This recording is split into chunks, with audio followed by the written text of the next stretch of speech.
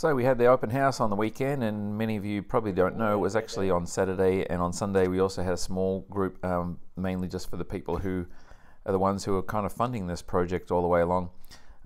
This is what happened here when we opened the doors at 10 a.m. on Saturday, and it was kind of got out of hand after that.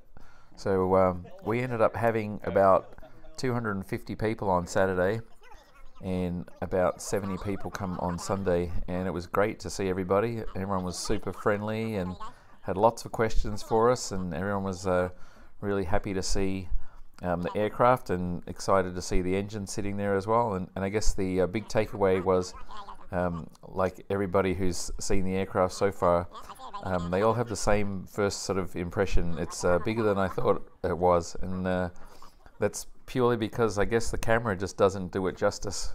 When you get to see it in person and you get to sit in it, it's definitely bigger than what you're thinking. So anyway, we had a really good open house.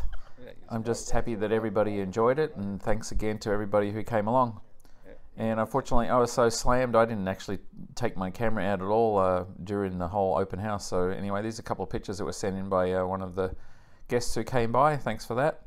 And as you can see, it was pretty busy there, and this is about 11 o'clock or something, I think it was, on Saturday.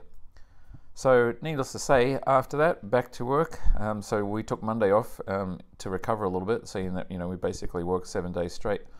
And so anyway, the guys got the shop sorted out this morning, sort of put most of the things away, and so we could get back to work, because we've still got a lot of stuff to do to get this aircraft in the air.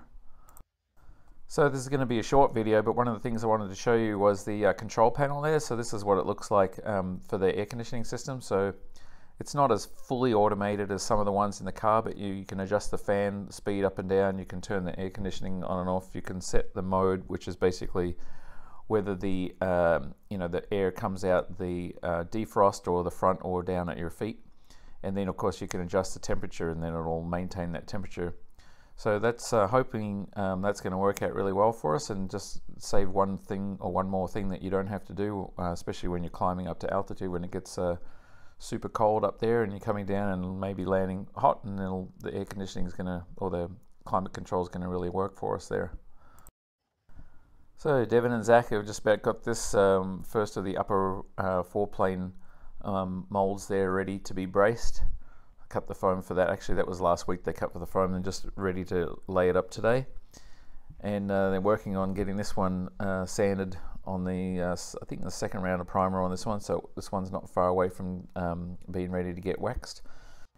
And now that the engine's back in the shop, I got a bunch of different things to do. So the first thing is to try and get this governor controller adapter bolted up. So there's that wooden sort of template I created a while back, and there's the actual bracket there, or the adapter plate. So I needed to convert this thing into a piece of aluminum, and so I've got my piece of stock there, and you see I've marked it out. I've already drilled a couple of holes there, and just sort of basically using that template to create the same thing. So then using these center punch transfer punches that we got a little while ago, so they come in handy now.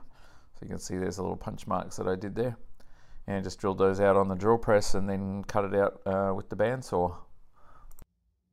And unfortunately the alignment on the existing bracket that I'm bolting up to wasn't accurate, or wasn't perfect to line the belt up from one pulley to the other, so I actually had to create these spacers to give me the right offset there, so the pulleys would line up correctly. So it just meant more work there, and so we had some 1 inch wide stock there in 1/4 inch, and I believe the other one was 60 thou or something like that.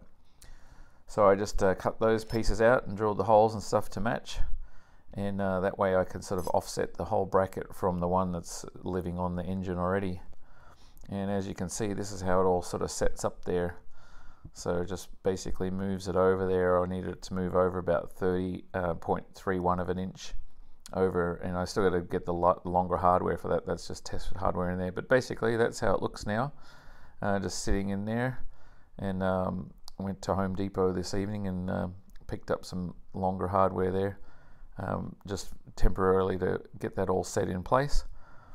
And then I can tighten up that belt, and the next thing to do is start plumbing up the oil lines for that. So, and this is what it looks like with the actual governor just temporarily bolted up there. Just got one bolt in there holding it loosely right now. Had to get the hardware for that as well. And then there's an electronic controller for that, but you'll see that in the next episode. Anyway, that's our update for the first half of this week. And again, thanks to everybody who came by the open house. It was super fun meeting all of you, and I hope you all had a great time.